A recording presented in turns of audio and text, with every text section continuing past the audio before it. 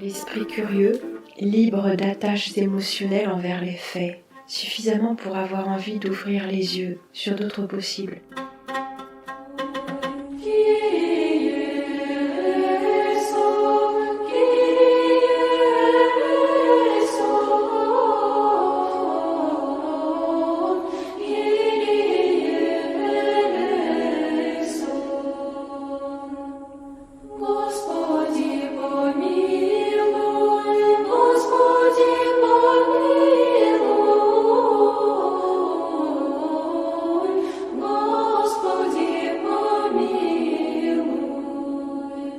Chers amis, je suis récemment tombée, par hasard, mais vous savez bien qu'il n'y a pas de hasard, sur une vidéo, donc une démonstration sous format vidéo, vous savez ces choses tout à fait faciles à avaler, qui présente des enseignements capitaux pour nous, et qui les présente sous forme d'enseignements anciens, de la grande tradition, etc. Nous avons déjà beaucoup parlé de ça, la légitimation par l'ancienneté. Et je m'inscris tout à fait en faux avec ceci. Ça veut dire que je suis pas d'accord, quoi. Mais le titre en était « Les enseignements cachés de Jésus pour activer la glande pinéale, la conscience christique intérieure ». Alors, toutes ces choses d'alchimie, oui, parce que la chaîne s'appelle Alchimie de l'âme, bon, le tout en anglais, hein, bien sûr. Soul Alchemy, pour ceux qui auront envie de chercher. Toutes ces choses d'alchimie intérieure et d'alchimie tout court me font penser à ce besoin de s'approprier un savoir, dans le but inavoué d'acquérir un pouvoir. Alors la véritable connaissance s'acquiert pour l'amour de la connaissance et pas du tout pour un pouvoir. Donc, comme nous l'avons dit de nombreuses fois, il n'y a pas à activer la glande pinéale ou à ouvrir les chakras ou activer tout ça pour favoriser l'éveil, etc. L'éveil, tout comme le pardon d'ailleurs, sont des processus organiques qui arrivent dans leur temps, quand on est en accord avec soi-même. Il y a des raccourcis qui s'appellent l'éveil subite, en général, ou l'amour, ou tout un tas d'autres choses. Et il y a des raccourcis quand on est en accord avec soi-même, même si on mange de la viande, même si on fume, même si on n'a pas d'activité spirituelle telle que la méditation, je ne sais quoi. Il y a des gens à qui c'est donné parce qu'ils sont en accord avec eux-mêmes et que le flux de l'énergie, on pourrait dire, circule dans leur système, le système corps-esprit. Nous avons déjà présenté ce système corps-esprit sous le nom d'anatomie énergétique. Le corps physiologique est une manifestation de l'énergie, de l'information. C'est une manifestation dans la matière de l'énergie de vie, depuis la source de toute vie. Donc ce que nous avons à faire essentiellement, c'est plutôt de nous nettoyer plutôt que de nous stimuler. Nous sommes toujours encouragés à nous stimuler, avez-vous remarqué ? Par le mental, par les connaissances, par l'afflux constant de nouvelles informations. Or, en fait, il nous faut nous rappeler que notre système corps-esprit est un système émané de la vie, du moins en partie, et que pour qu'il fonctionne correctement, c'est comme n'importe quel système, qu'il soit vivant ou non vivant, même un moteur, il ne faut pas qu'il soit encrassé. Donc notre travail devrait consister à nous alléger, à laisser couler le flux de la vie librement en nous, et ça consiste mentalement à nous débarrasser du fardeau de la culpabilité, par exemple, tout en assumant nos responsabilités. Je dis pas de transgresser, je dis pas de faire ce qu'ils font, tous nos soi-disant maîtres. Oui, que ce soit nos maîtres spirituels ou nos maîtres inavoués, ceux qui régissent toutes les modalités de notre vie, de nos vies. Oui, toutes nos vies, tout le monde. Donc si on se concentre sur le fait de nettoyer nos pensées, nos émotions, notre intérieur, notre corps. Ben oui, par exemple, si on a les ongles noirs, ce sera bienvenu de se brosser les ongles ou de se les curer. C'est tout simple. Mais ça commence par de petites choses. Et puis on peut nettoyer l'intérieur du corps par tout un tas de pratiques quotidiennes qui sont de pur bon sens et qui rejoignent la pratique d'une alimentation saine, authentiquement saine. Une alimentation traditionnelle ou raisonnée ou je ne sais quoi, ou en fonction des vrais besoins de l'individu, parce que nous n'avons pas tous les mêmes besoins. En tout cas, aucune de nos pratiques quotidiennes ne devrait nous encrasser, bien que ce soit tout le contraire dans le monde actuel.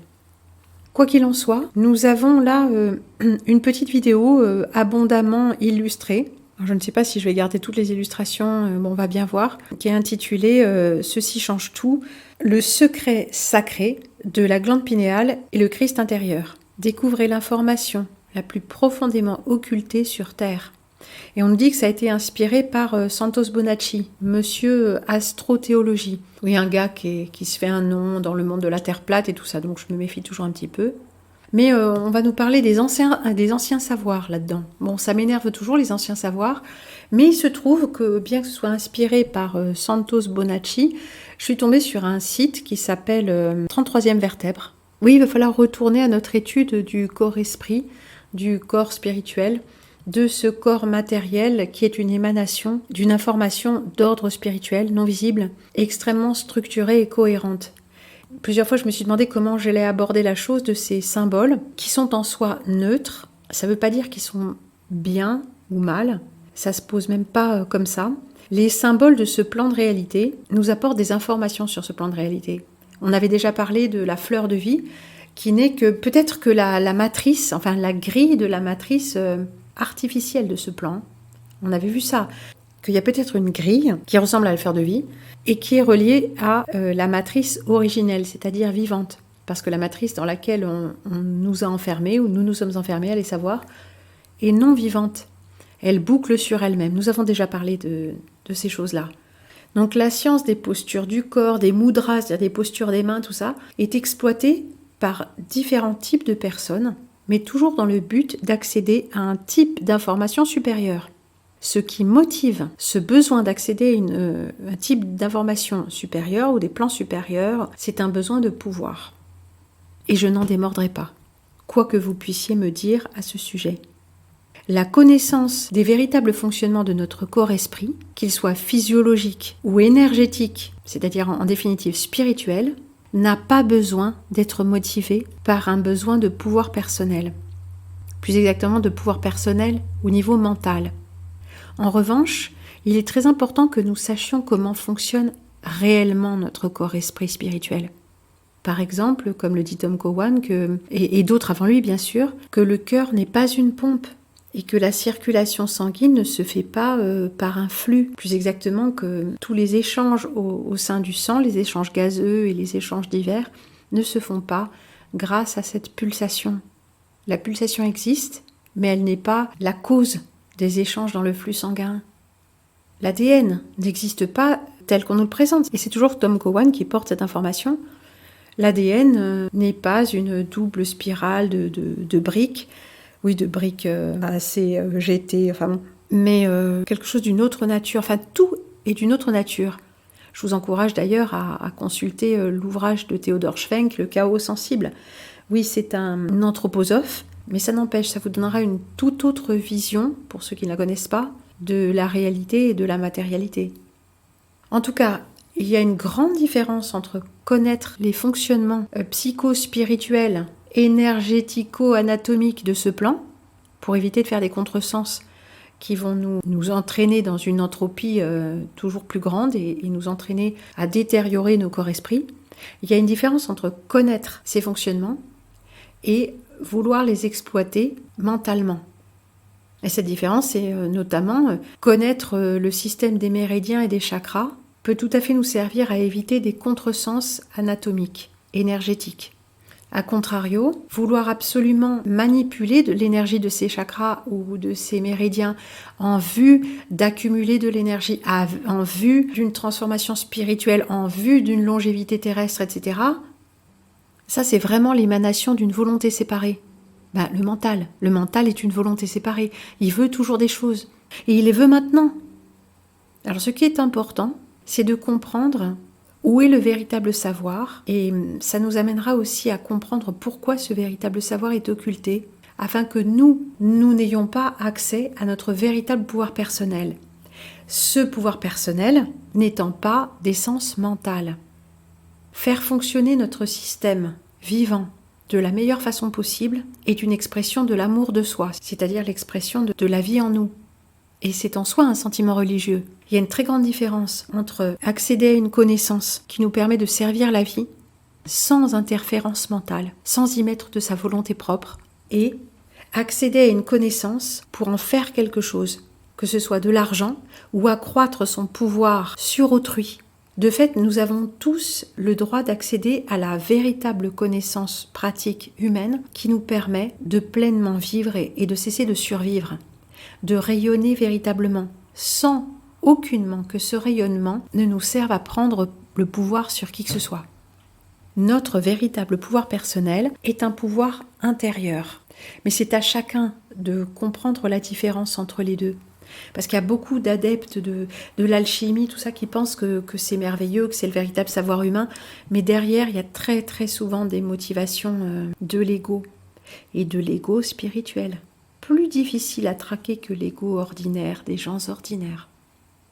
Alors reprenons, s'il vous plaît, cette énergétique anatomique, cette anatomie énergétique. Nous devons aussi examiner quelques petites images, quelques chiffres, quelques schémas, le nombre des vertèbres dans la colonne d'un être humain. Alors vous me direz, cette classification est tout à fait humaine. 7 vertèbres cervicales, 12 vertèbres dorsales, 5 vertèbres lombaires. 5, 12 et 7, c'est quand même des chiffres significatifs. Mais effectivement, si on les regarde l'une après l'autre, il n'y a pas forcément de raison de les définir de la sorte. Le sacrum, ce sont des vertèbres soudées, et le coccyx également, la queue. Combien avons-nous de vertèbres en tout ? Eh bien, à quelques petites différences près, parce que tout le monde n'a pas le même nombre de vertèbres, surtout, ça dépend comment on compte les vertèbres coccyènes, c'est-à-dire la fin de la queue. Il est admis que nous avons entre 33 et 34 vertèbres. 33 vertèbres. 33 vertèbres, en général. Et reparlons de cette image. Nous ne l'avons regardée que très brièvement. Voici l'intérieur du cerveau, en coupe. Voici l'œil d'Horus. Regardez, le sourcil, c'est le corps calleux. Le corps calleux, c'est ce qui relie les 2 hémisphères cérébraux. Chez l'homme, ces 2 hémisphères ne sont reliés que par un petit pont. Ça en dit long sur la façon dont nous fonctionnons. Nos 2 cerveaux ne fonctionnent pas si harmonieusement que ça. Et ça peut s'expliquer entre autres par la nature du corps calleux. Le point d'échange entre les 2 hémisphères n'est pas très grand. Cette chose qui s'enroule, cet ornement, sous l'œil, c'est la medulla oblongata, la moelle. Cette autre petite chose qui descend à la verticale, ce serait l'hypothalamus. Le centre de l'œil, c'est le thalamus. Cet œil, comme nous le voyons, est une représentation symbolique, une sorte de pictogramme. Mais ça ne veut pas dire pour autant qu'il s'agit d'un savoir ancien.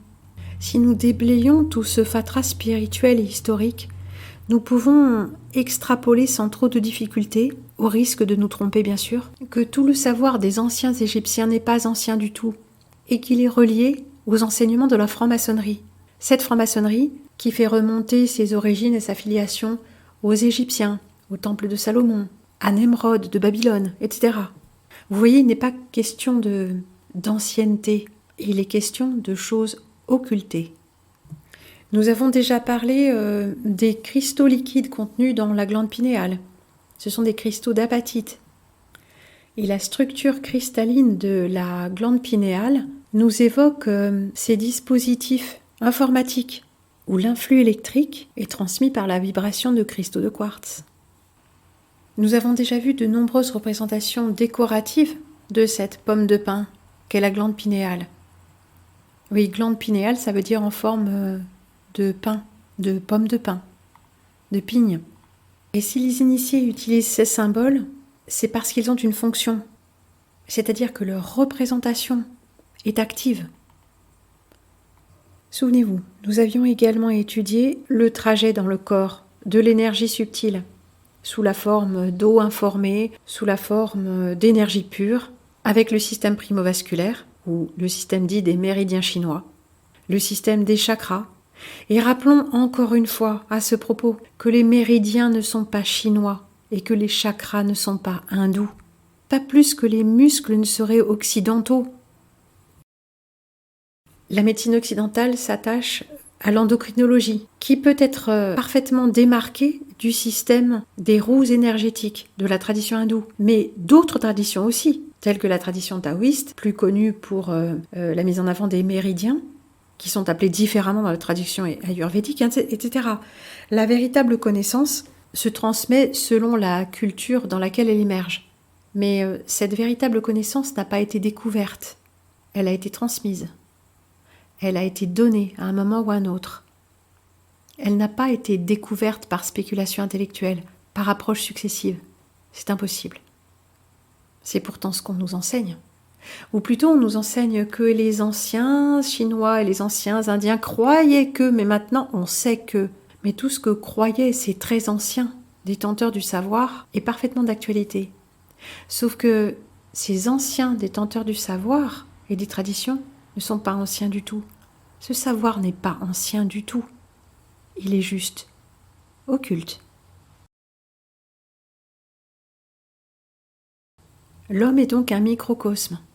Nous avons étudié ces signes, Ida, Pingala, la Shushumna, matérialisés dans la culture occidentale, hellénistique, etc., par le caducée.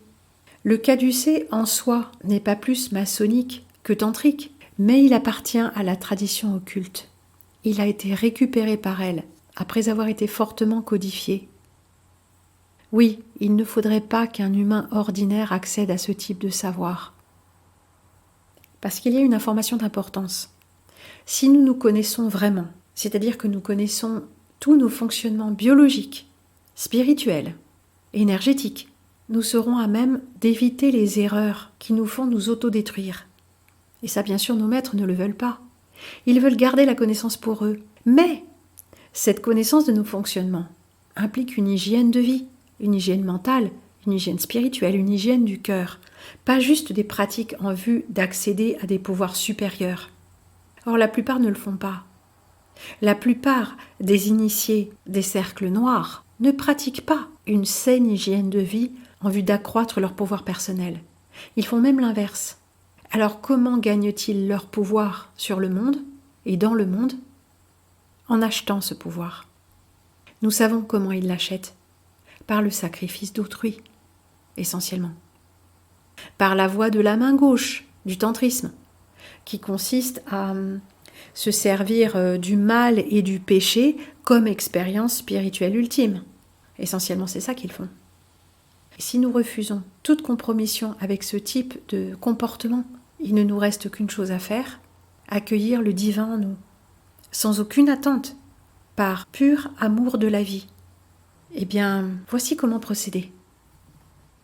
Nous allons commencer par lire la transcription et la traduction du texte de cette vidéo, qui, je pense, a été élaboré d'après les textes très extensifs du site 33e Vertèbre, qui lui-même doit s'appuyer encore sur d'autres textes.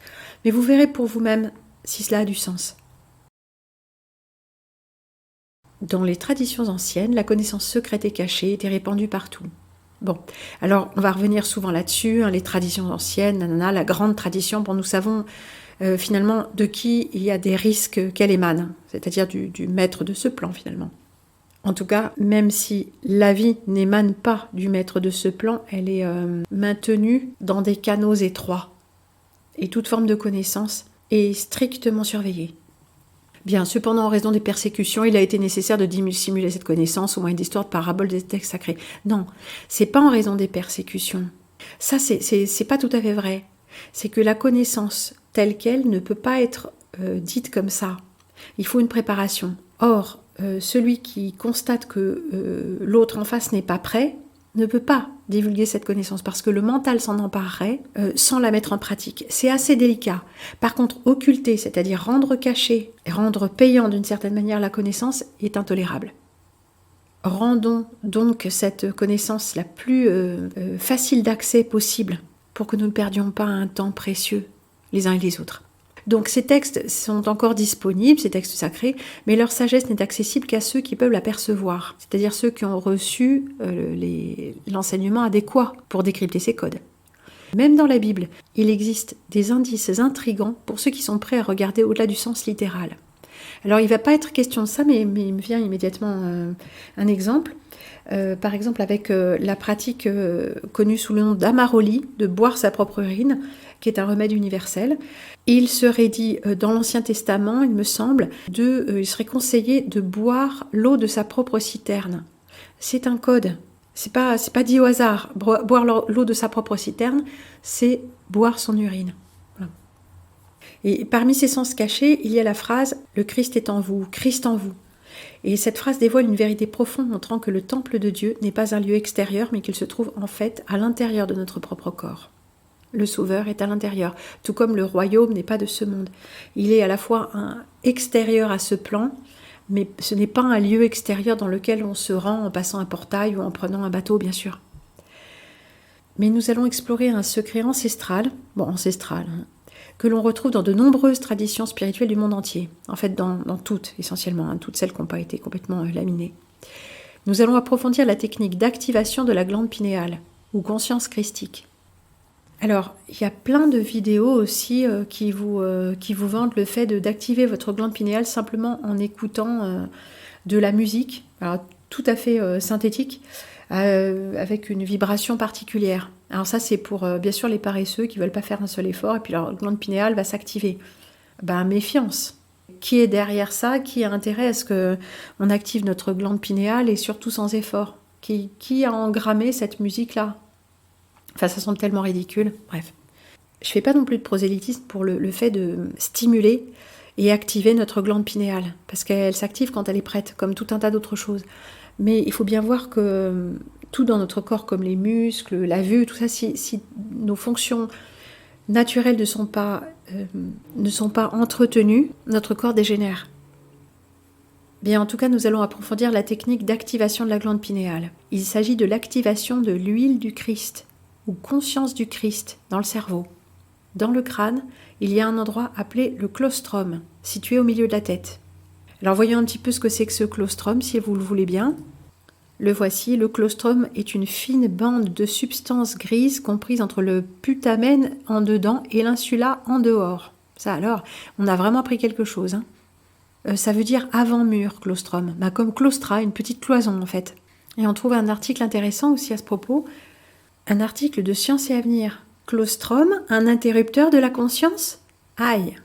Le docteur Fabrice Bertolomei est co-auteur d'une étude qui a découvert qu'une très fine région du cerveau pourrait être une sorte de bouton on-off de la conscience. Il apporte quelques éclaircissements. Bon, c'est pas tout à fait ça vraiment, mais ils font des recherches quand même là-dessus. En stimulant cette zone, ils ont obtenu un arrêt de la conscience-expérience. La patiente qui a fait l'objet de cette étude ne s'est donc pas endormie à proprement parler. Elle est restée vigile, mais sans interagir avec le monde extérieur, et donc inconsciente. Inconsciente, mais pas endormie. Ils nous manipulent, Ça les amuse. Peut-on parler d'un siège de la conscience, comme cela a été fait par les co-auteurs américains de l'étude? Non, je ne suis pas pour qu'on appelle cela comme ça. Cette stimulation du claustrum induit une modification profonde des relations entre le corps. Le claustrum est une région très méconnue en termes de fonction parce que très peu étudiée et est donc extrêmement rare de mettre une électrode dans cette zone-là. Ce qu'on sait, c'est qu'il est connecté au cortex, donc la conscience de soi aussi, et peut donc être impliqué dans un grand nombre de perceptions sensorielles, tâches visuelles, auditives, etc. C'est une zone qui projette sur un grand nombre de régions et qui possède donc une forte connectivité. Connectivité, vous voyez comment on parle. Mais poursuivons. Du claustrum, une sécrétion connue sous le nom de liquide céphalorachidien est libérée, qui est essentiellement une huile. Ce liquide provient du cerveau. Dans l'Antiquité, ce liquide était connu sous le nom de Christos, le Christ. Le Christ, vous savez d'où vient le mot, nous en avons déjà parlé. Christ, du latin Christus, emprunté au grec Christos, à proprement parler, oint. Celui qui a reçu une onction, spécialement pour les chrétiens, le Messie, loin par excellence, Jésus de Nazareth, la religion du Christ ou de Christ, attendre la venue du Christ. Ça vient de l'Académie française, voyez? Vous voyez ce que c'est l'Académie? C'est l'Institut. C'est de là que déboule Kakamora pour chanter en belle langue française, je te mets un doigt, tu m'auras pas, etc. Oui, le texte de ces chansons, c'est un peu dans ce style-là. La signification, l'étymologie et l'origine du prénom Christos. Ce prénom est d'origine grecque et signifie « oint par le Seigneur » ou « consacré au Christ ». Alors Christ, ça renvoie à l'huile. Mais quelle huile? Qu'est-ce que l'onction d'huile? Selon le dictionnaire, l'onction est un geste liturgique cérémonial ou un rituel qui consiste à appliquer une huile sainte sur une personne ou sur une chose. L'onction est un acte important de consécration à Dieu. Dans l'Ancien Testament, l'onction se pratiquait en versant de l'huile parfumée sur la tête d'une personne. Alors la seule onction qu'on connaît vraiment, c'est l'onction des rois de France ou l'extrême onction, l'onction des malades mourants. Ancien Testament. Dans le service du tabernacle, l'onction d'huile sainte est un acte symbolique important, composé d'ingrédients spéciaux, objet des soins du souverain sacrificateur, donc comprenez le grand prêtre, L'huile sainte ne devait être répandue sur la chair d'aucun homme. Tout abus et toute imitation était puni de mort, sans blague. Donc cette huile, c'est toujours quelque chose d'extérieur, de matériel et d'extérieur au corps. Alors cette huile extérieure au corps, tiens, en voici 220 ml ou 75 ml, huile sainte pour onction. Ouais, c'est dommage, on n'arrive pas à lire la composition. Mais... Liturgie et sacrement, admirez le logo magnifique, un globus crucigaire avec un poisson à l'intérieur, le poisson, le symbole du Christ. La messe chrismale. Lors de la messe chrismale, ça c'est le jeudi saint, donc avant la mort du Christ, il y a une messe au cœur de laquelle on bénit les huiles saintes, dont le saint crème. Le saint crème, non, ça s'écrit pas comme de la crème. Ça s'écrit, ça vient de Christ, de onction, chrisma, krima, ou chrisma signifie en grec onguent, huile. Le nom vient du verbe cryo, oindre, frotter, enduire. Le saint crème est la principale des saintes huiles consacrées par l'évêque lors de la messe chrismale, le jeudi saint au matin. Il est composé d'huile d'olive, de baume et d'autres substances odoriférantes. Alors lors du baptême, une onction est faite sur la tête. À la confirmation, c'est sur le front. Bon, puis les prêtres et les évêques, évidemment, la reçoivent. Les rois de France étaient oints avec un crème, le voilà, conservé à Reims, dans la sainte ampoule. Ouais, une ampoule. Une ampoule, avant d'être une ampoule électrique, c'est un flacon renflé. C'est ça, une ampoule. Ampoule, la sainte ampoule, elle renferme le saint crème dans une petite fiole haute de 42 mm. Ouais, pas nanomètre, ouais. C'est une huile qui aurait été envoyée du ciel par une colombe à Rémy pour servir d'huile baptismale lors du baptême de Clovis. Bon, encore une histoire, afin d'affermir dans notre tête la chronologie officielle de notre plan de réalité. Et par cette onction, Clovis devient roi par la grâce de Dieu, rien que ça. Le crème, un mélange d'huile végétale parfumée, une résine. Le mélange obtenu est rouge. Tiens donc. L'évêque trace 9 fonctions avec l'huile obtenue sur le corps du roi agenouillé, haut de la tête, poitrine, entre les épaules, puis sur la gauche et la droite, la jointure du bras droit et gauche, sur la paume des mains.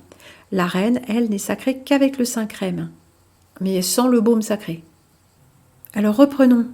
Cette onction, qu'elle soit extrême ou baptismale, elle est faite avec de l'huile, une huile végétale, comme de l'or liquide. Mais en fait, elle représente quelque chose d'autre. Elle manifeste quelque chose d'autre, un petit peu comme le vin qu'on boit représente le sang du Christ. Non, bien sûr, on ne va pas boire le sang d'un autre être vivant. Quoique, il y en a qui s'en privent pas. Et non, on ne va pas consommer le liquide cérébrospinal d'un autre être. Quoique, je pense qu'il y en a qui ne s'en privent pas. Et cette petite chose rouge-là, qui évoque le sang, ce pigment, nous évoque aussi, non pas un pigment rouge, mais un pigment bleu, l'adrénochrome, qui existe bel et bien, qui a à voir avec la production hormonale des surrénales, donc la glande liée à la peur, entre autres. Il y aurait tellement à dire. En tout cas, ce liquide céphalo-rachidien ou cérébrospinal voyage du cerveau vers le bas, à travers la moelle épinière. Il descend progressivement, atteignant finalement le plexus sacré relié au sacrum, le deuxième segment le plus inférieur de la colonne vertébrale. Donc ça, c'est le chakra sacré, le plexus sacré. Le deuxième, le premier étant le plexus racine. La façon dont la sécrétion descend le long de la moelle épinière pour atteindre la zone sacrée met en évidence la conception complexe et merveilleuse du corps humain. La moelle épinière est essentiellement une extension du cerveau. C'est un microcosme de la façon dont notre conscience est descendue du ciel dans la réalité physique et la matière. Alors là, une petite analogie avec la légende du Père Noël. Le liquide créé dans le cerveau descend le long de la moelle épinière jusqu'aux os sacrés. Ce voyage est le reflet du voyage du Père Noël qui descend par la cheminée pour apporter des cadeaux, symbolisant des dons de la conscience ou de la conscience du Christ. On pourrait même dire qu'il descend dans la cheminée, et donc le haut de la cheminée, c'est dans les airs, et le bas, c'est le foyer. Et c'est exactement ça. Le pôle de l'espèce, comme disent les taoïstes, c'est le chakra racine. Donc il est symbolisé par le feu des pulsions, le sang, la mise au monde, la sexualité, la défécation, tout ça c'est très matériel et c'est lié à une activité de type feu. Alors que le haut de la cheminée, là où la cheminée, les fumées émergent dans l'air, c'est très aérien, c'est pas du tout matériel. Et ce pôle sacré, il est activé chaque mois, lorsque la Lune s'aligne avec la position qu'avait le Soleil à votre naissance. Donc ça s'inverse. On va en reparler. Un germe ou une graine serait créé et planté dans le plexus solaire, situé juste au-dessus du plexus sacré. Ce germe est considéré comme une substance créatrice universelle, l'essence d'où toute chose naît et dans laquelle tout existe. Donc l'huile arrive au plexus sacré et attend la germination de la graine, ce qui se produit une fois par mois. Donc 12 fois par an, sur une période de 2 jours et demi chaque mois, lorsque la Lune est dans le signe du zodiaque où le Soleil était à votre naissance. Ce germe représente le Christ né à Bethléem, car le plexus solaire est également connu sous le nom de Bethléem. Alors j'ai cherché un petit peu origine de Bethléem, étymologie, il y en a plusieurs, dont maison du pain, c'est-à-dire de la nourriture universelle. Mais Bethléem, c'est le lieu de naissance du Christ. Cette huile doit retourner à son origine dans le mésencéphale. Lorsque l'huile monte à travers la moelle épinière, la vibration augmente et s'amplifie. Alors ça nous rappelle aussi exactement le petit cycle microcosmique, l'orbite microcosmique, la petite orbite microcosmique des taoïstes. Alors on a une correspondance entre le pôle du haut, le pôle de l'individu, et ça c'est dans la tête, on pourrait dire, et le pôle de l'espèce, ça va être le plexus racine ou le plexus sacré. Et on a une circulation comme ça, qui se fait dans un certain sens, hein, ça monte du plexus jusqu'à la tête par l'arrière et ça redescend par devant. Il me semble que c'est ça. À moins que ce soit l'inverse, hein, tout d'un coup j'ai oublié. Et pour que cette circulation se fasse, il faut connecter les deux vaisseaux gouverneurs, celui de l'arrière et conception, celui de devant, en contractant légèrement le périnée ou l'anus et en plaçant la langue au palais pour fermer l'interrupteur afin que le courant circule. On a vu ça dans toutes nos capsules anatomie énergétique que je vous conseille. Donc tout ça fait sens. Par quelques bouts qu'on prenne la chose, cette connaissance, elle a été transmise d'une manière ou d'une autre, mais de façon tout à fait incomplète. L'huile est d'abord différenciée dans les glandes pinéales et pituitaires avant d'être envoyée dans la moelle épinière. Ces glandes symbolisent les énergies masculines et féminines et donnent naissance à la progéniture spirituelle née dans le plexus solaire de chaque être humain. L'huile descend dans la moelle épinière via les nerfs connus sous le nom de Ida et de Pingala dans le système énergétique des chakras indiens.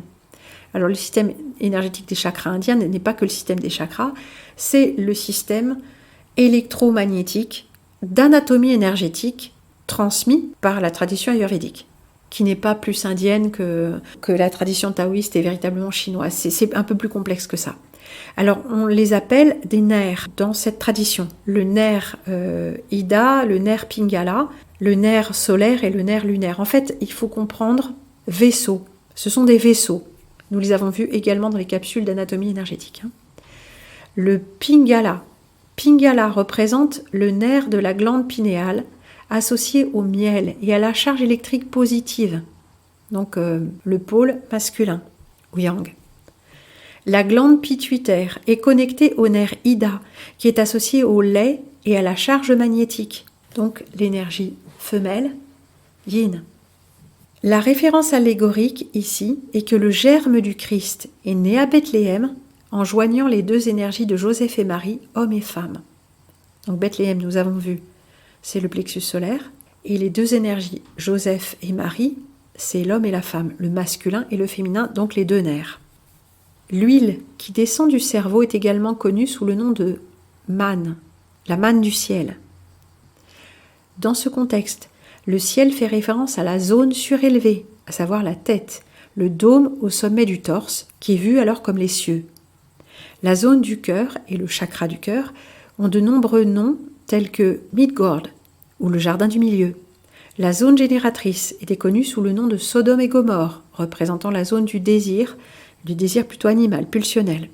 On l'appelait aussi l'enfer ou le monde de la chair, tandis que le jardin d'Éden et la terre ruisselante de lait et de miel symbolisaient le paradis, et ce paradis se trouve en fait au-dessus. Donc nous venons de voir que le paradis, c'est le cerveau, d'où coulent ces deux sucs, sécrétés par deux glandes et qui forment le liquide céphalorachidien. Donc nous avons vu que ce nerf lunaire et ce nerf solaire Ida et Pingala qui s'écoulent le long de la colonne, non pas de la colonne vertébrale uniquement, mais de cette colonne, corde dorsale, colonne spirituelle, ont une contrepartie physiologique. Nous avions pu voir que cette contrepartie physiologique, c'était les deux branches du système nerveux non centralisé, le frein et l'accélérateur, Ida, Pingala, Yin, Yang. Eh bien, il y a de nombreuses correspondances, aussi bien spirituelles que physiologiques. La réalité est véritablement à multiples facettes. La glande pinéale produit un liquide jaune ou doré apparenté au miel qui contient de la tryptamine déméthylée, la DMT. Et l'hypophyse sécrète quelque chose de très similaire au lait. C'est pourquoi on dit que la terre du paradis, l'Éden, l'ADN ? Non, pas trop vite.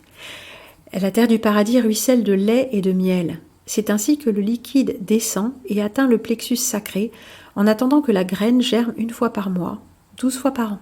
Donc ce 12, encore une fois, hein. Si nous pouvons transmuter cette graine et la faire monter à travers la moelle épinière, elle atteindra finalement la moelle, la médulla oblongata, le pont cérébral et le mésencéphale. Elle traversera le nerf vague, aussi appelé nerf pneumogastrique. Le nerf vague descend du tronc cérébral et s'étend à divers organes, dont les poumons et l'estomac, d'où son nom. Ce réseau de nerfs est aussi connu sous le nom d'arbre de vie. Comme vous pouvez le constater, les anciens, encore une fois, comprenaient que la graine née à Bethléem 1 fois par mois symbolise la conscience du Christ. En s'abstenant de pratiques qui épuisent ou assèchent cette huile, comme l'éjaculation, les mauvaises habitudes alimentaires, le stress, les émotions négatives et les habitudes malsaines, on peut préserver ce fluide vital. Cette préservation permet à l'huile de monter à travers les chakras du cœur et de la gorge grâce à des pratiques telles que la méditation, une respiration adéquate, une alimentation équilibrée et un esprit paisible. On peut élever cette huile christique au fur et à mesure de son ascension. Sa fréquence vibratoire augmente. Finalement, elle traverse le nerf vague près de la colonne vertébrale supérieure en passant par les 33 vertèbres. Ce voyage symbolique s'aligne avec la crucifixion du Christ à l'âge de 33 ans. Lorsque l'huile atteint la partie supérieure de la colonne vertébrale, elle rencontre le thalamus optique, un organe en forme d'œuf situé au centre de la tête. Lorsque l'huile traverse le nerf vague, on parle de crucifixion. Elle symbolise la mort de la conscience physique. On devient alors esprit, on incarne la conscience de Dieu. On active la Kundalini et on régénère à la fois le corps et l'esprit. L'huile n'est pas tuée ou détruite, elle subit plutôt une transformation. En réalité, son pouvoir augmente.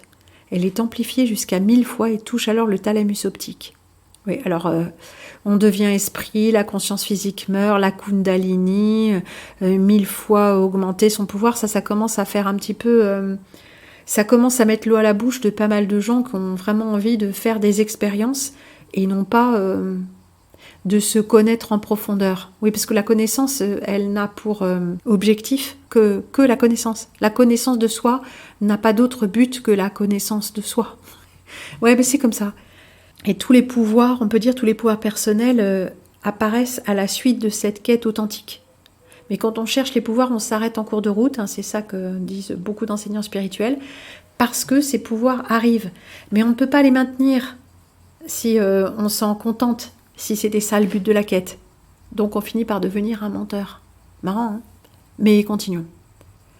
Donc le pouvoir de l'huile augmente, son pouvoir est amplifié jusqu'à 1000 fois et elle touche alors le thalamus optique. Pendant 2 jours et demi, ce qui équivaut à un cycle lunaire. Alors je ne sais pas ce que c'est qu'un cycle lunaire de 2 jours et demi, je n'ai pas compris ce que ça veut dire. Un cycle lunaire c'est 28 jours a priori, mais bon, passons. Elle reste inerte, semblant être morte. Je crois que c'est 2 jours et demi, c'est la différence entre un mois lunaire et un mois solaire peut-être, j'en sais rien. Non, même pas. Cette phase est assimilée à la mort du Christ. Elle reste à l'état latent dans le tombeau, qui dans ce cas est le cervelet. Bon, le tombeau, là, ce serait pour le coup l'arbre de vie. Hein. Le 3e jour, l'huile monte jusqu'à la glande pinéale, reliant le cervelet au thalamus optique. Elle illumine à la fois le thalamus optique et la glande pinéale, qui est l'œil central et ce qui pourrait être considéré comme le trône de Dieu.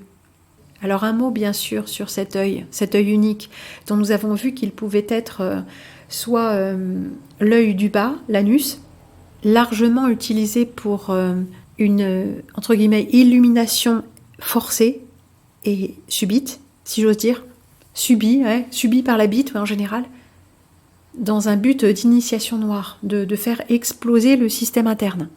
Mais cet œil unique, s'il a une véritable contrepartie réelle, symbolique de spiritualité saine, c'est cet œil interne, ce troisième œil, cette glande, qui est un œil intérieur de vision intérieure.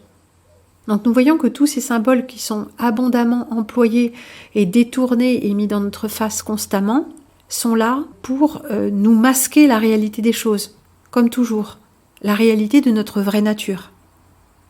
Et ce faisant, nous nous faisons déposséder de notre vraie nature et de notre vrai pouvoir d'être vivant. Et quand je dis pouvoir, c'est le pouvoir de manifester la vie, bien évidemment. Donc l'huile active les cristaux entourant la glande pinéale et éveille la conscience supérieure, la conscience christique ou conscience divine. Alors vous savez ou ne savez pas, mais que dans notre glande pinéale, il y a des cristaux d'apatite. Cette zone est située dans la partie la plus haute de notre corps, le temple du Dieu vivant. La substance vitale et vivante, qui est une manifestation du souffle de vie infusé dans chaque être humain, est l'Esprit Saint dans sa plus haute expression. Disons, la contrepartie physiologique de l'Esprit Saint. J'ai vu l'Esprit descendre sur lui comme une colombe. La glande pinéale est le sommet de ce temple. Dans les temps anciens, le thalamus optique était vénéré comme la lumière du monde par les Égyptiens, et les Grecs, en raison de leur connaissance avancée en physiologie et en anatomie. Alors Grecs ou Égyptiens, on peut dire des initiés tout simplement. Ils reconnurent que cette huile précieuse qui descendait du claustrum, du cerveau, se différenciant dans les glandes pinéales et pituitaires et descendant par la moelle épinière, finirait par monter. Ils comprirent qu'avec le temps, cette huile, ça leur a été dit, cette huile du Christ monterait et que les êtres éclairés faciliteraient son ascension pour illuminer le thalamus optique. Alors, illuminer, êtres éclairés, tout ça, il y a beaucoup de méfiance toujours à avoir, mais on a aussi cette idée qu'à son image, il les créa, mâle et femelle, il les créa, les deux énergies antagonistes qui donnent naissance par leur danse à ce plan, c'est l'énergie mâle et l'énergie femelle. Donc mâle et femelle, il les créa, ça va bien au-delà de la création d'Adam et Ève, qui sont encore une fois une allégorie. Le Christ, selon les anciens, symbolise une résurrection et une renaissance qui se produisent en chacun de nous au moment opportun. Alors voilà une réflexion intéressante au moment opportun. C'est-à-dire qu'il ne sert à rien de forcer la chose, de vouloir la faire arriver plus vite. En réalité, ça doit être un processus tout à fait organique qui se produit sans forcer le corps, sans forcer l'esprit, mais en suivant une hygiène de vie. Une hygiène mentale, une hygiène spirituelle, une hygiène physiologique. Ça semble tout à fait tomber sous le sens. C'est-à-dire que si on sait quels aliments nous encrassent, par exemple, ou quelles habitudes nous font perdre notre vitalité, nous les abandonnerons si nous avons un peu de bon sens, également appelé sagesse. Et il y a des choses que nous ne savons pas. On nous a enseigné tellement de mensonges que nous croyons faire le bien pour notre corps, et en fait nous faisons le contraire. Donc c'est peut-être intéressant de savoir comment nous fonctionnons vraiment, suivant cette dynamique de mécanique céleste. Oui, parce que ça engage le soleil et la lune. Ah, le soleil et la lune. Les forces mâles et femelles, Ida et Pingala, microcosme, macrocosme. Donc là, on voit bien que l'homme est une part de cette mécanique céleste. Et quand je dis mécanique céleste, c'est pas divine, c'est mécanique. Mais bref, continuons. Lorsque cette huile est raffinée et élevée, elle se transforme en une force vitale si puissante qu'elle régénère le corps, triomphant de la mort. Alors cette idée de raffiner ce qui vient du bas, que ce qui s'écoule du haut descend vers le bas et puis doit être raffiné pour remonter en haut, c'est quelque chose qu'ont beaucoup les taoïstes avec l'énergie brute qui vient de la nourriture et d'autres choses, la boisson, d'autres choses, et qui est triée. Ce qui est pur monte avec la respiration, ce qui est impur est délesté par les boyaux du bas. Mais l'énergie dans son cycle, elle va constamment du haut vers le bas, et quand elle monte, elle doit être raffinée, et quand elle descend vers le bas, c'est qu'elle se déleste. Donc on a cette idée de circulation avec ce qui monte, qui est pur, un petit peu comme une distillation ou une évaporation. On n'a que l'eau, on va dire, qui monte, on n'a pas la matière. Ce qui se passe à l'intérieur, c'est que des millions de cellules cérébrales qui étaient dormantes se réveillent soudainement. il existe des pratiques et des comportements qui peuvent gravement nuire à cette huile et par conséquent à la vie. Bon, là c'est bien parce qu'on était dans l'éveil subite qui peut être très, très brutal et même très dangereux. D'ailleurs, c'est bien pour ça qu'il est fait, il est pratiqué chez les enfants dans les initiations noires, quoi, la clé de David, etc., pour ceux qui ont suivi. Mais que ça doit se produire spontanément au cours d'une vie, d'éveil graduel. Et là, retournons simplement aux considérations de santé. Cette huile, cette sainte huile, ce saint crème est le fluide de la vie en nous. Donc, il convient quand même de la connaître et de ne pas la dégrader. Alors, quelles sont ces pratiques ? Par exemple, une consommation excessive d'alcool et de nourriture, ainsi que des pratiques sexuelles inappropriées, au mauvais moment, peuvent détruire cette graine que l'on appelle métaphoriquement « manger de l'arbre de vie ». Oui, si on mange de l'arbre de vie, on détruit. Et c'est intéressant, c'est pas uniquement des pratiques sexuelles inappropriées, mais ça peut être aussi au mauvais moment. Ce qu'on appelle aussi la kundalini inversée, parce qu'il y a un sens de la kundalini. C'est ce qu'on vient de décrire, elle se raffine en montant. Et donc, la sodomie est une pratique rétrograde qui fait remonter l'énergie par un canal où elle doit descendre. Hein, le pur descendant vers le bas, et par ce canal-là, et non pas l'énergie montant par ce canal-là. Il y a aussi d'autres causes de kundalini inversée qui sont le fait de manger beaucoup trop ou par exemple d'avoir des rapports sexuels, même sains, mais avec l'estomac trop rempli. Ça inverse les flux d'énergie. La peur et le stress inversent aussi le flux d'énergie. Donc il y a beaucoup de choses qu'on fait dans notre monde qui sont complètement contraires à la santé et à la vitalité profonde. Les anciens, ou disons les initiés, comprenaient que l'arbre de vie symbolise la vitalité. Et ils savaient qu'épuiser cette huile en raison d'un mode de vie imprudent conduit à la disparition du corps physique, consommant toute son essence vitale. Et c'est pour ça que nous dégénérons de plus en plus vite.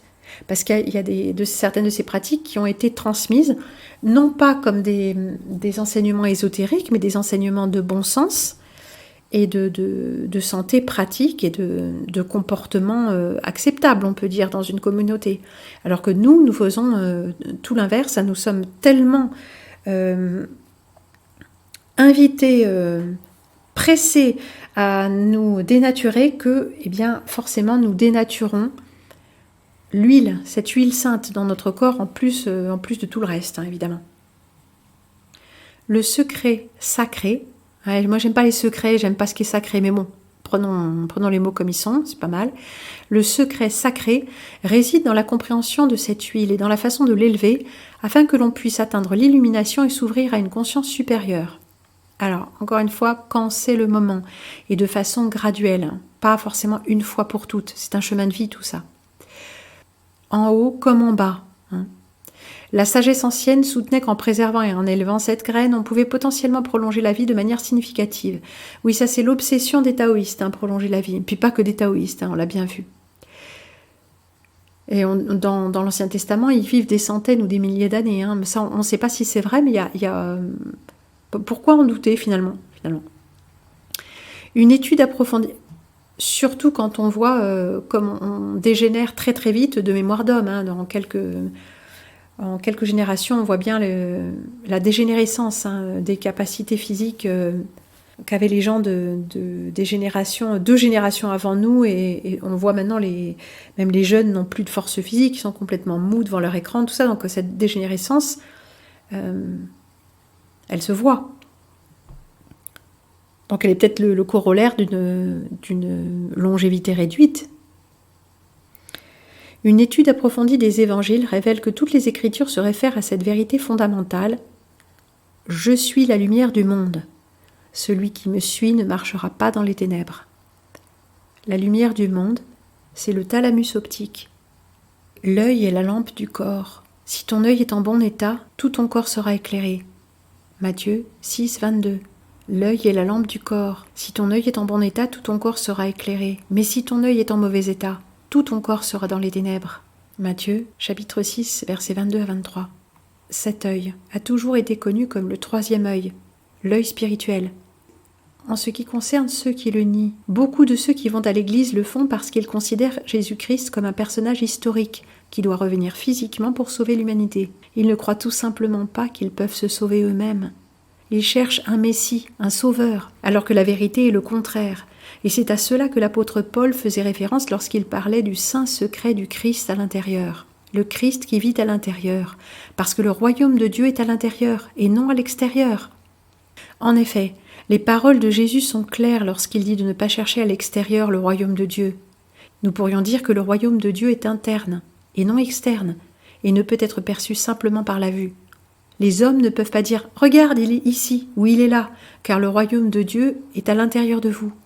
Vous êtes l'univers. Le royaume de Dieu est en vous. Nous retrouvons cette idée de microcosme et macrocosme, de nature holographique de l'univers également, la nature fractale de l'univers. Ce processus pour trouver le royaume de Dieu est un voyage intérieur. À moins que l'on puisse élever cette énergie et élever cette huile à travers tous les chakras, en s'adressant en particulier aux chakras inférieurs qui traitent d'aspects comme la sexualité, l'envie, le pouvoir, la cupidité et la richesse, on ne peut pas parvenir à une véritable transformation spirituelle. Rester constamment à l'écoute de l'énergie des chakras inférieurs signifie que l'on consomme continuellement le fruit de l'arbre de vie. Et si on le consomme, on l'épuise, c'est ça que ça veut dire. Et quand on dit rester constamment à l'écoute, c'est-à-dire satisfaire constamment ces désirs-là. C'est pourquoi il est si important d'élever l'huile permettant de transcender le mental inférieur. Notre tâche est de canaliser et d'élever l'huile, la semence du Christ à l'intérieur, afin qu'elle soit finalement crucifiée au centre de la tête. Alors je vais parler de la croix et de la crucifixion, et de l'image de cette crucifixion qui veut dire plusieurs choses. Déjà parce que quand on regarde l'homme, si l'homme étend ses bras, eh bien là où la ligne horizontale des bras croise la ligne verticale corps, donc le tronc et les jambes et la tête, ça se passe au niveau du cœur. Ça c'est vraiment typique de l'homme. Ses mains, fondamentalement, partent du cœur. Quand l'homme ouvre ses bras, il ouvre son cœur aussi, c'est assez fondamental. Il y a aussi cette idée de croix d'incarnation, où on aurait la ligne horizontale comme le temps linéaire, comme ça avec passé, présent, futur, et la ligne verticale, c'est l'instant présent.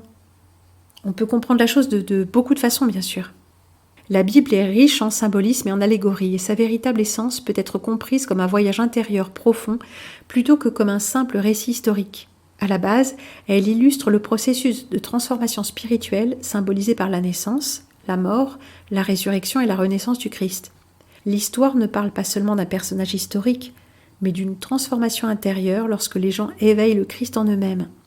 Ils vivent alors un changement profond sur les plans physiologiques et spirituels, conduisant à l'illumination spirituelle et à la réalisation de soi.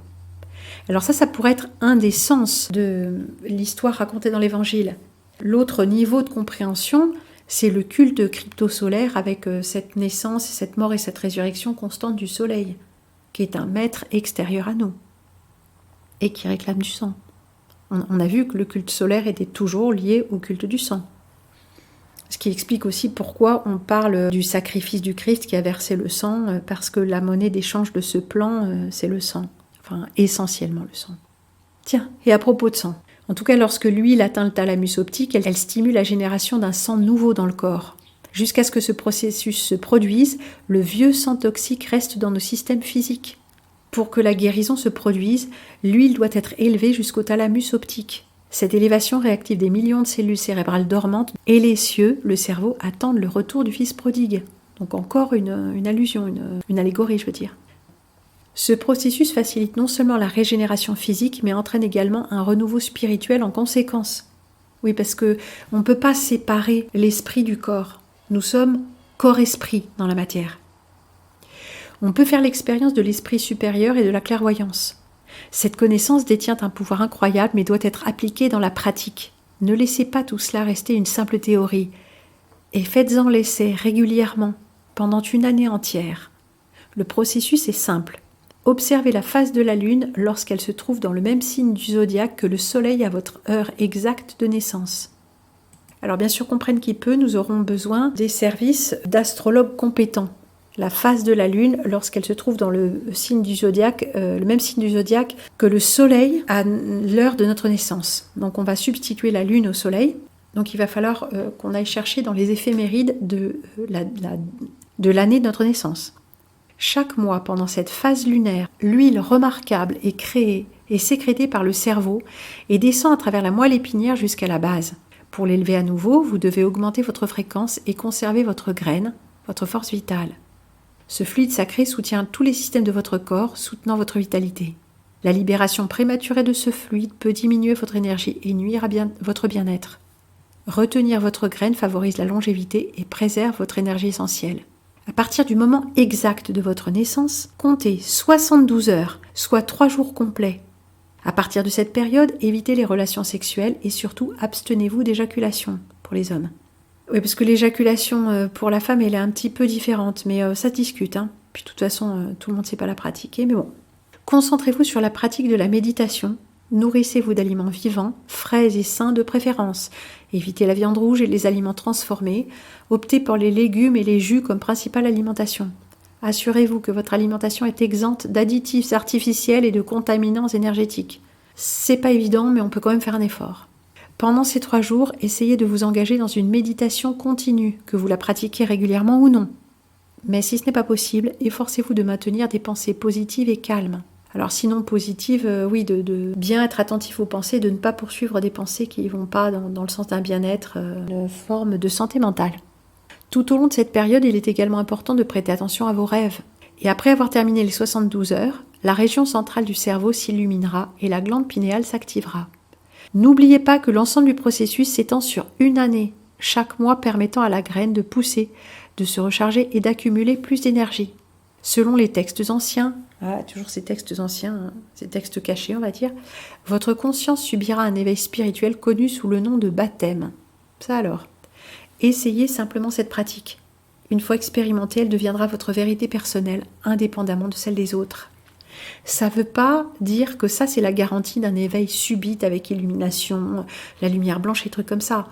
Ça veut dire que ça va dans le sens de la circulation naturelle et organique d'énergie et d'énergie spirituelle et d'énergie subtile dans tout notre système corps-esprit. Alors rappelons encore une fois que ce crème, cette huile sainte de Christ, loin, ça c'est dans notre langage occidental de tradition chrétienne. La vérité emprunte différents chemins suivant les cultures humaines dans lesquelles elle émerge, comme nous l'avons dit. Et nous voyons que cette réalité biologique de la production d'une sécrétion dans le colostrum est perçue différemment suivant les différentes cultures. On l'appelle Christos, on l'appelle également prana ou éther. Puis-je lire dans l'article extrait de Vertebrae 33 Vertebrae. C'est pas tout à fait exact. Il y a différents types d'énergie subtiles, plus ou moins éthériques. C'est notre terminologie qui a été vraiment expurgée de toute sa richesse de vocabulaire concernant tout le monde subtil, bien sûr. Je vais lire quelques extraits de ces articles. La question est: tout le liquide céphalorachidien est-il considéré comme l'huile du Christ ou seulement la partie ou le stade de celui-ci qui atteint l'état d'oint, donc qui remonte en étant raffiné. Selon Santos Bonacci, vous intéresserez à cette personne ou pas, cette sécrétion est le secret, sécrétion secret, et le sacrum est la partie sacrée du secret. C'est pas bête, sécrétion secret et sacrum sacré. Une citation de Jean 2, 27. Pour vous, l'onction que vous avez reçue de lui demeure en vous, et vous n'avez pas besoin qu'on vous enseigne. Mais comme son onction vous enseigne toute chose, et qu'elle est véritable, et qu'elle n'est point un mensonge, demeurez en lui selon les enseignements qu'elle vous a donnés. Alors nous avons un enseignement intérieur par l'huile sainte qui circule à l'intérieur de notre corps, l'intérieur de notre colonne même. Et j'avais lu quelque chose de vraiment extraordinaire que je vais vous lire. J'avais récupéré ça, un petit article d'un de ces magazines gratuits, des magasins bio, c'était il y a assez longtemps. Une échelle de valeur commune à tous les humains, le rachi dans notre dos, un processus non mental. Mettre l'échelle de valeur légèrement sous tension. Pour cela, adopter une posture de méditation qui permet une élongation de la colonne, une posture à la fois tonique et détendue, un esprit alerte et vacant de pensée. Puis, laisser s'exprimer cette échelle de valeur. Non volonté, non agir. Le processus est autonome. Il ne requiert qu'une intention claire et un minimum d'énergie physique, celle qui suffit à maintenir une posture qui active les deux pompes, la pompe crâniale et la pompe sacrée. Donc là, il est question d'activer la pompe du liquide céphalorachidien. Renoncer à la pensée, c'est renoncer à une échelle de valeur morale émanée du mental, forcément séparatif car de nature discriminant. Alors, dans le silence de la pensée, en l'absence de la volonté et des caprices de l'ego, nous redevenons indistinct au titre de la personnalité, de la valeur intellectuelle. Nous redevenons le premier être humain, le seul être humain, pareil à tous les autres dans son humanité, vide de particularités culturelles, religieuses, d'identité factice, de spécificité. Supérieur et inférieur à aucun autre frère humain, profondément lié à chaque être et au-delà des êtres humains, bien entendu, à chaque être vivant. La félicité s'invite alors dans notre expérience vécue, et pas uniquement, pas forcément, même parfois même pas du tout au moment de cette pratique si simple et si exigeante. Mais le fait demeure, en renonçant à notre tête et en laissant la place à l'intelligence du corps-esprit humain, fondamentalement vertical, à sa sagesse silencieuse, nous nous élevons tout simplement, par la seule grâce de notre conformation, de notre forme, de notre être, nous nous élevons. Le texte original, c'était « le rachis dans notre dos », une échelle de valeur commune à tous les êtres humains. Elle est là, l'échelle de valeur. Dans notre dos, c'est notre colonne vertébrale. Processus d'ascension de l'huile du Christ. Décomposons le processus en étapes ci-dessous et à partir de là, décomposons le processus en étapes. 1. L'huile du Christ est produite dans le cerveau, mais elle n'a pas encore été ointe en voyageant vers le bas et vers le haut de la moelle épinière.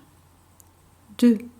L'huile du Christ coule vers la région du bassin où elle atteint le plexus sacré situé dans le sacrum ou l'os sacré.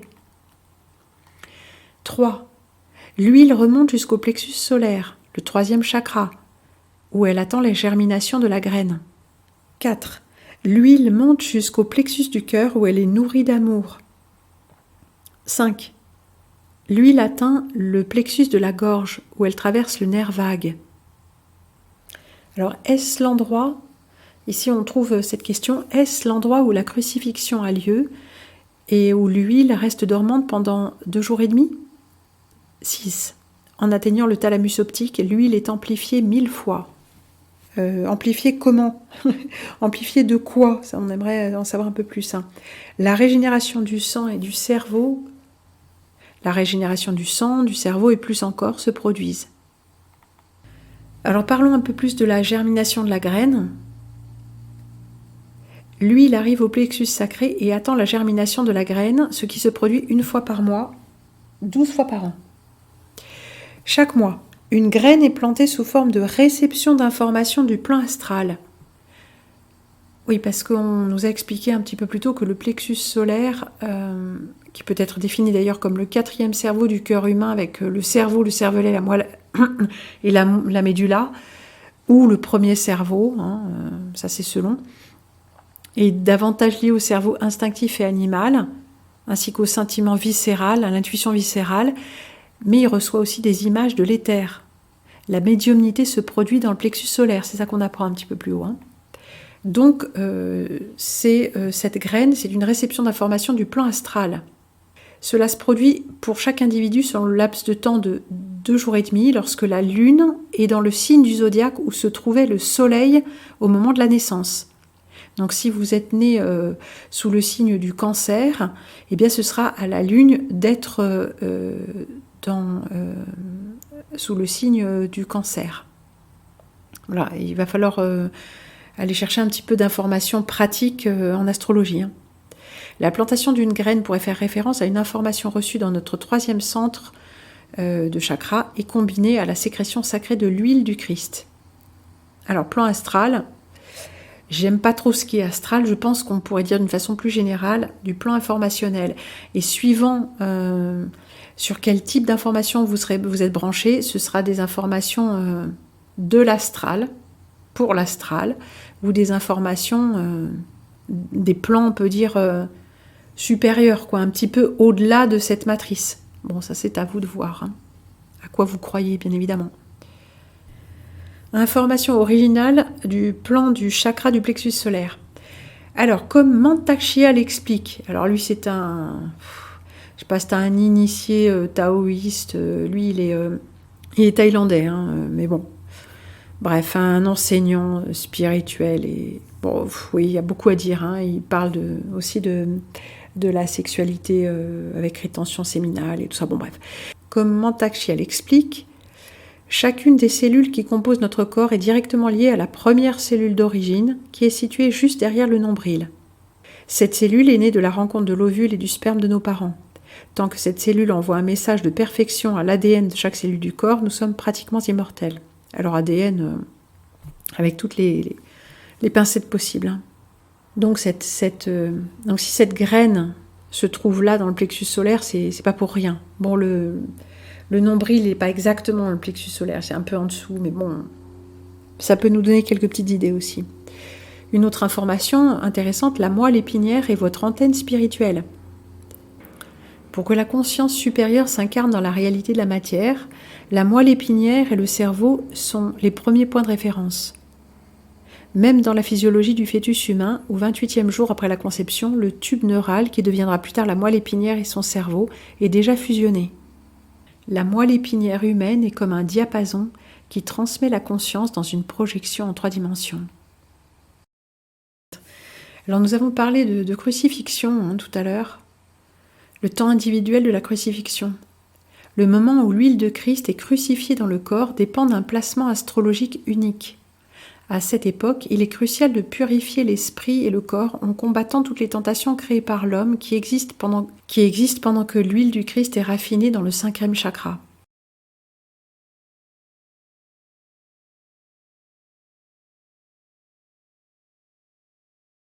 On pense que cette pratique de raffinement de l'esprit et du corps atteint son apogée 2 à 3 jours avant que la lune ne soit dans le signe dans lequel se trouvait le soleil au moment de la naissance de l'individu.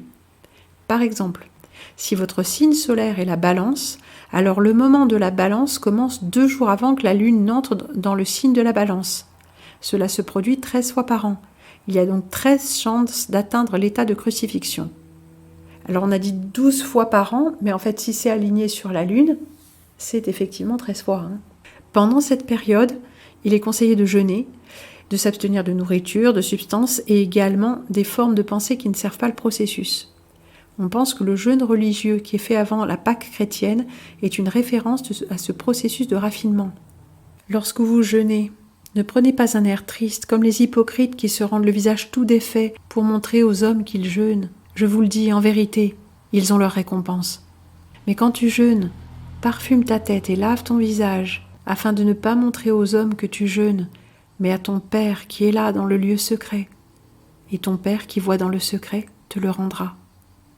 Matthieu, chapitre 6, versets 16 à 18. Et on va retrouver quelque chose qu'on connaît là. Circuit électromagnétique bloqué par la langue.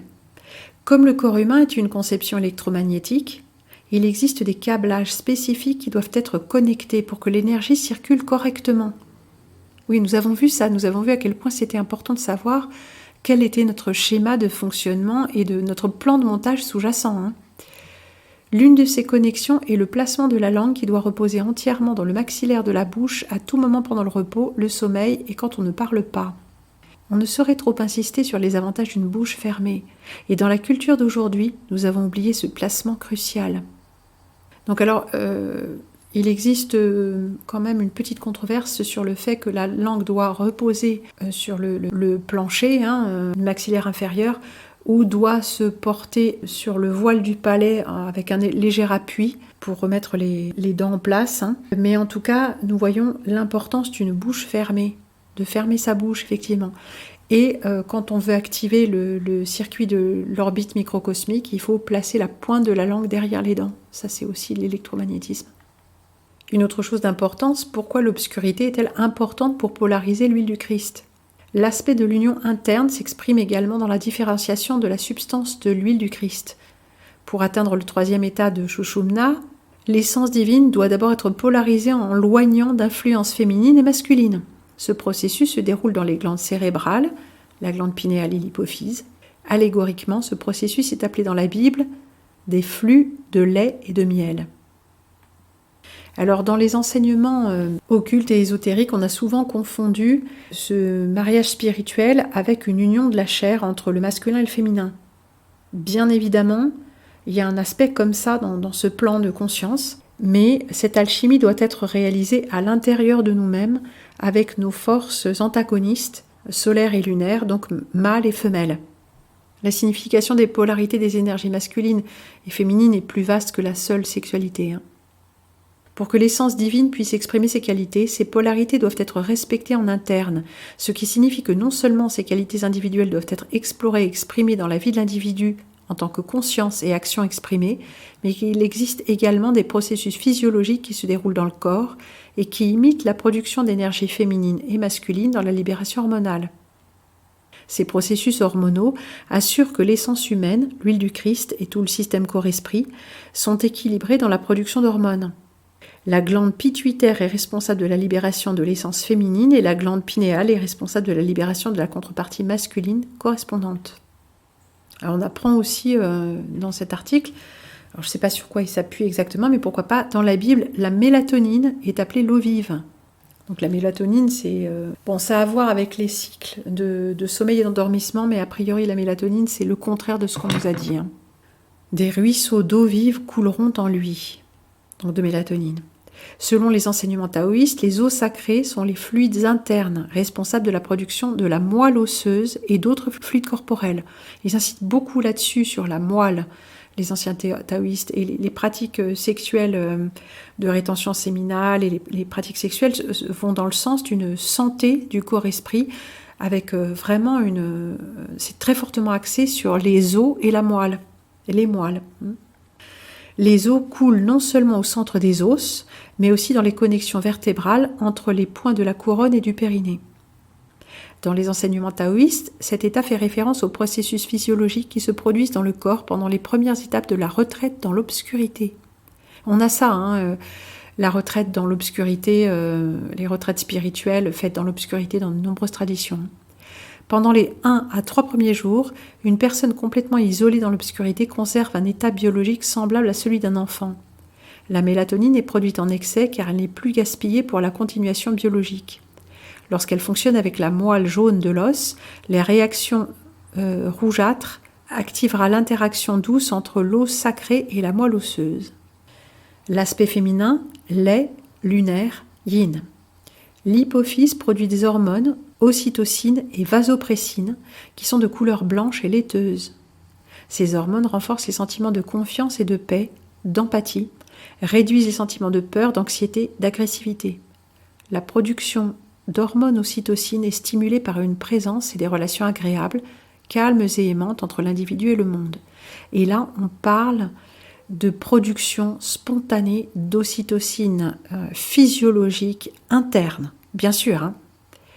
Non seulement le contact physique comme les câlins, les baisers, les étreintes et les actes sexuels peuvent stimuler la production d'ocytocine, mais la perception individuelle du monde extérieur en général a également un impact sur la libération de cette hormone.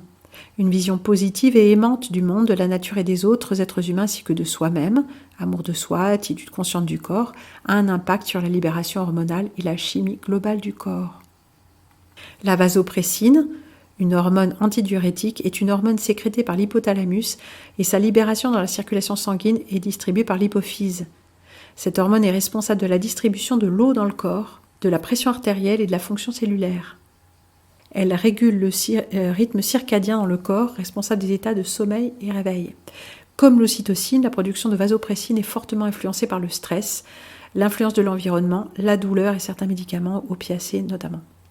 L'aspect masculin, miel, solaire, yang. La glande pinéale est responsable de la libération de sérotonine et la production de mélatonine. La sérotonine est un neurotransmetteur qui agit comme un messager entre les cellules cérébrales et tout le corps. Cette hormone assure le fonctionnement des cycles de sommeil et de l'humeur, la cicatrisation des plaies, la coagulation sanguine et la santé des os, ainsi que le désir sexuel. Là, on voit qu'on est tout à fait dans l'énergie yang. La mélatonine est libérée en réponse à l'obscurité, d'où le nom d'hormone de l'obscurité. On pense que la thérapie en chambre noire rétablit la production naturelle de mélatonine, créant ainsi une harmonie au sein du cerveau, de l'intestin et du cœur. Donc voilà, en fait, on ne devrait pas avoir recours à un éclairage artificiel le soir. On devrait tout simplement profiter des crépuscules et de l'obscurité, avec peut-être une petite lueur de bougie, mais qui ne perturbe pas nos cycles.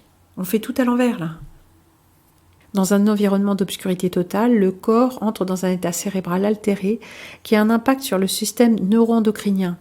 Dans ce processus, la sérotonine se transforme en une hormone régulatrice, mélatonine, qui arrête les systèmes organiques, calme les processus corporels et initie la préparation aux réalités plus fines et plus subtiles de la conscience supérieure. Donc la mélatonine, c'est pas juste l'hormone du sommeil, c'est pas ça. C'est une hormone de connexion avec des plans supérieurs.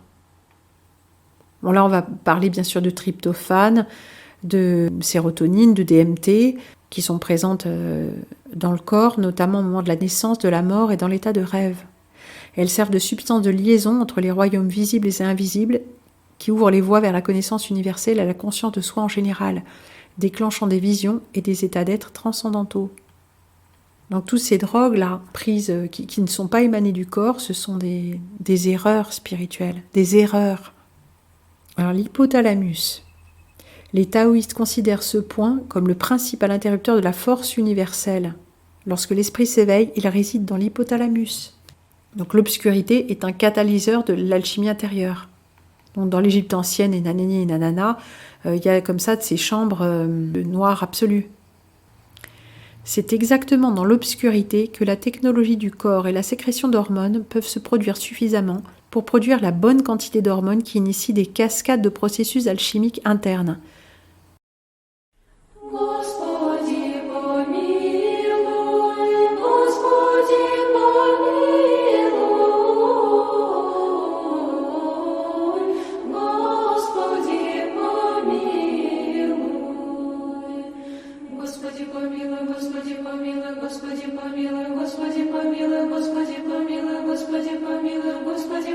Господи помилуй, Господи помилуй, Господи помилуй, Господи помилуй.